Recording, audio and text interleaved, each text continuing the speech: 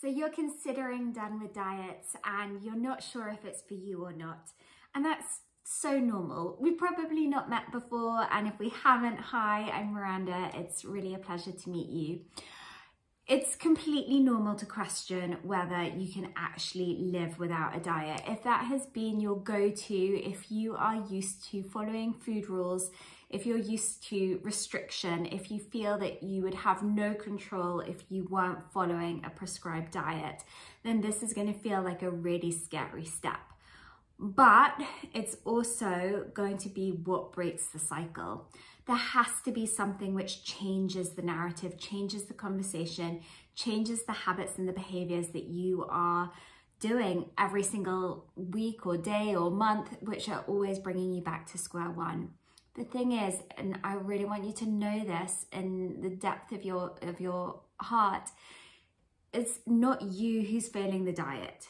It is not you who's failing the diet. The diet is failing you. It is promising you something that is not achievable.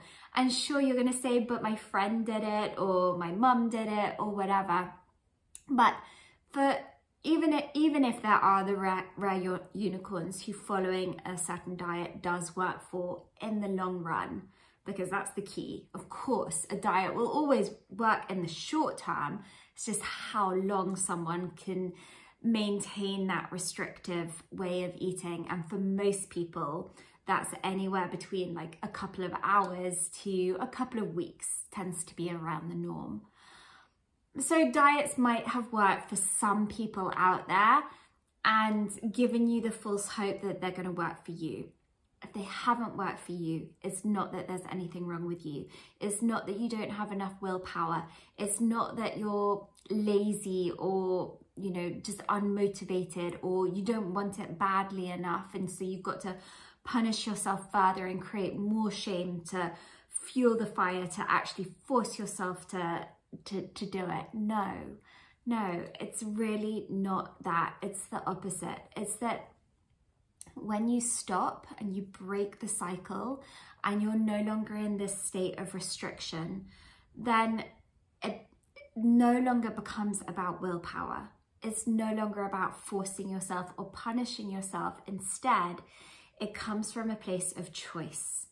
Can you imagine choosing to eat a slice of cake and not the whole thing? Can you imagine having that peace with food, that you could eat a slice of cake and not feel the need to either restrict and say no and not eat any of it, or binge and eat the whole thing? Like, what would that feel like to be able to enjoy a slice of birthday cake with your children or with your family, and for it not to mean anything? For it not to mean that you've made a bad decision, that you've ruined your diet, that now you need to go and binge on all the foods that you've forbidden yourself from eating, and tomorrow you're going to start again. Like, oh my gosh, imagine not having to live that way anymore. So is done with diets right for you? Only you can decide whether you're ready. Only you can decide whether you're courageous enough and brave enough to try something different, to turn your back on diets and to trust me that there's a better way. So if you feel like you just want to know more, you want to explore whether this is the right program for you, book a call with me, just a very, very informal chat. And I can, hear from you and hear your story and see whether done with diets and working with me is going to be a good fit. So I look forward to chatting soon. And otherwise, feel free to send me an email. Have a great day. Bye.